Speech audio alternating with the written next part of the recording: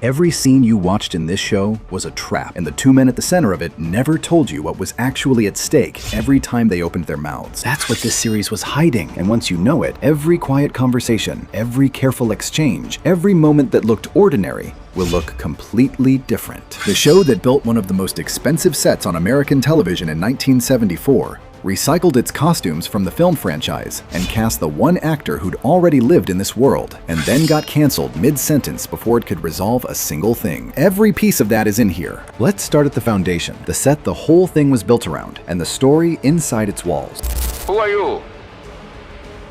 Number 10, the set that already had a past. Before a single episode was filmed, the main stage of the entire production was already more than 5 years old, and it had already been a movie star. The Ape City set was a permanent installation at the 20th Century Fox Ranch, originally built for the 1968 film. When the TV series went into production in 1974, the crew didn't build a new version. They walked right onto that existing structure and started shooting. The same arches, the same stone facades, the same layered village geography that audiences had seen in theaters, now filling a television screen every week. It was a full architectural environment, maintained and reused across years of production. Every tense negotiation, every narrow escape, every moment of ape authority on display, it all happened inside walls that had already survived one cinematic universe. What are you doing here?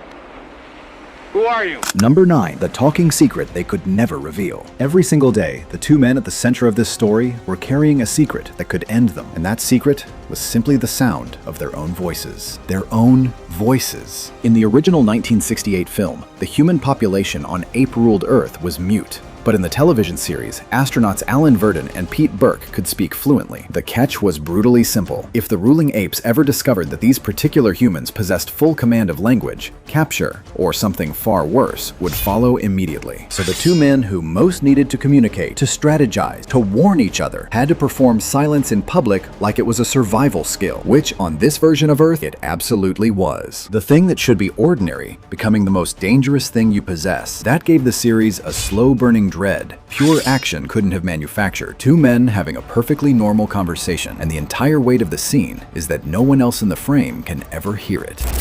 Test them. Come.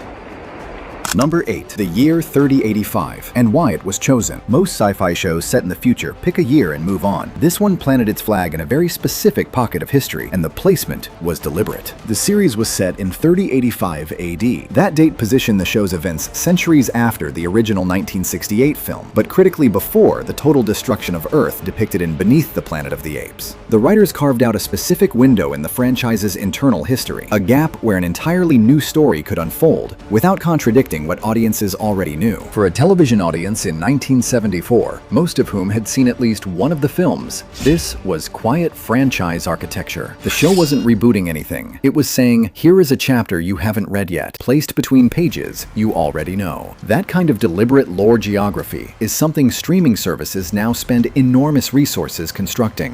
In 1974, a network writing room was doing it almost instinctively. He will expect me to squirm and complain.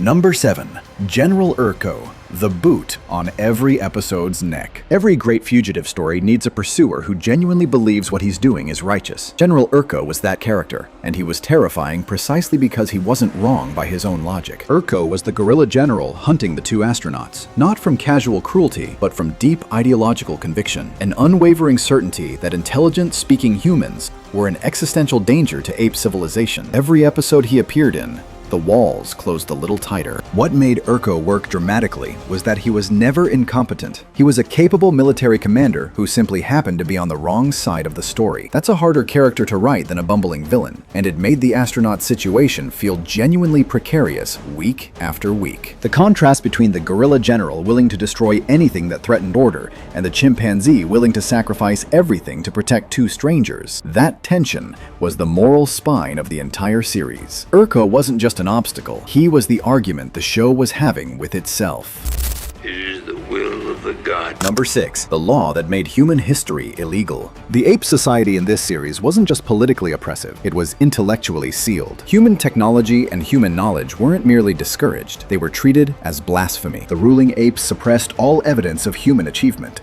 which meant Verdon, Burke, and Galen spent significant portions of the series hunting for artifacts, ancient human objects, forgotten records, buried information that might help the astronauts find a way home. That search repeatedly led them into what the series called the Forbidden Zone, a territory carrying the full weight of ape law's prohibition. There's something quietly compelling about heroes whose primary weapon is knowledge in a society that has made knowledge a crime. The astronauts weren't just running, they were trying to remember, reconstructing a human world from pieces an entire civilization had spent generations trying to erase. Watching it now, the idea of a society systematically suppressing its own historical record feels considerably less like science fiction.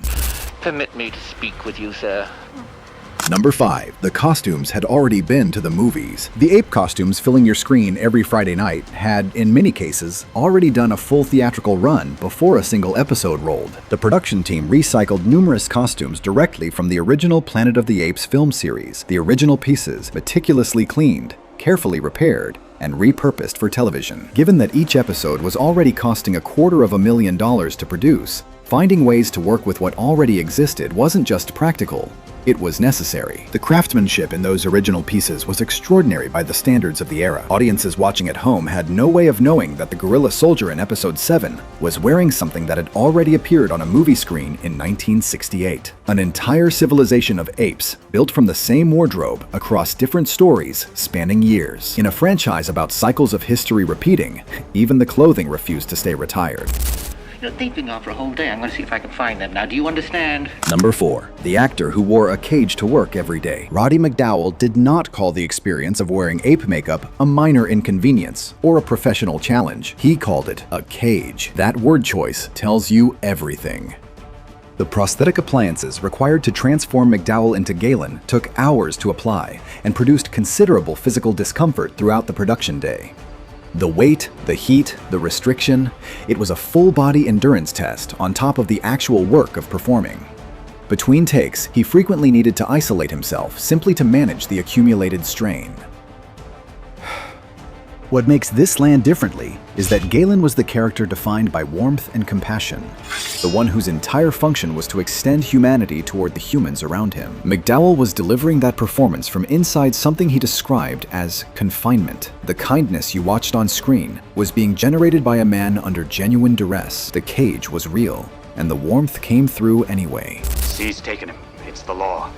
Number 3. The one actor who belonged to both worlds. In a show populated by newcomers to this universe, one actor carried the weight of the entire franchise's emotional history, and he happened to be playing a chimpanzee. Roddy McDowall was the only performer to appear in both the original Planet of the Apes film series and the 1974 television show. He played Galen, the empathetic chimpanzee who becomes the astronaut's most vital protector, and he brought to that character something the show couldn't have manufactured through writing alone: genuine franchise memory. That understanding translated into a performance of quiet, moral seriousness. Galen was the moral compass of the series, the character who risked everything in ape society to shelter two beings with no rights and no safety net. For viewers who had grown up with the films, McDowall's reappearance carried a specific emotional gravity. He was the reason the television world felt continuous with the cinematic one. Without him at the center, the show is a fugitive procedural. With him, it has a soul. Send them out! Wait! Number 2. The door that never got closed. 14 episodes. That's all the runway this show ever got, and when the network pulled the plug, it didn't pull it between chapters, it pulled it mid-sentence. The series concluded with The Upheaval, a permanent cliffhanger. The fate of Verdon, Burke, and Galen was never resolved. The show was canceled, and the characters were frozen in mid-journey. What did you think happened to them? Did you ever actually wonder all these years later? For anyone who watched in 1974, that question has no official answer. The two astronauts and their chimpanzee companion walked off the edge of the broadcast schedule and into a silence the franchise never went back to fill. Some doors stay closed. This one was never opened in the first place. I think I'll take my slaves and be on my way. Number 1. The most expensive failure Friday night ever saw. $250,000. That was the cost of a single episode in 1974. More than $1.5 million per episode in today's money for a network television series.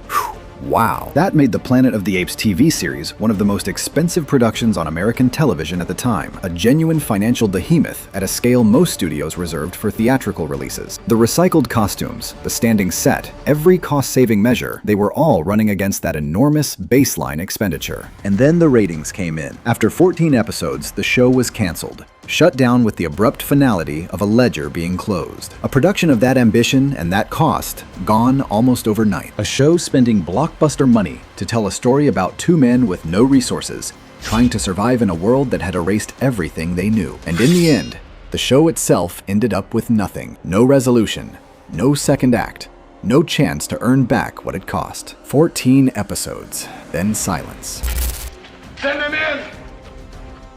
Bonus fact, the show that connected two cinematic eras. Most spin-off television series of the 1970s used their source material as a brand name and moved on. This one tried something more structurally ambitious. The 1974 series wasn't simply borrowing the aesthetic of the Planet of the Apes films and slapping it onto a weekly format. It was actively positioning itself within the franchise's internal history, using the year 3085 to occupy a specific narrative space between existing cinematic events. The permanent Fox Ranch set, the recycled film costumes, the casting of McDowell to bridge both worlds. These were deliberate choices to make the television series feel like a legitimate continuation, not a licensed imitation. It didn't survive long enough for that ambition to pay off. But the architecture was there, the intention was serious, and for the audience that found it during its brief run, the show delivered something the films couldn't: the texture of daily survival in that world, one episode at a time. The films gave you the revelation. The show tried to give you the life between revelations. This series spent more money per episode than almost anything else on television. Recycled movie costumes that had already lived one life. Cast the one actor who remembered both worlds. And then vanished before it could answer its own central question. 14 episodes of grand, expensive, unfinished ambition. And a cliffhanger the franchise never went back to resolve. Which fact hit differently for you? Was it the $250,000 budget that still couldn't save it? Or the fact that Verdon and Burke never got away home? Drop it in the comments.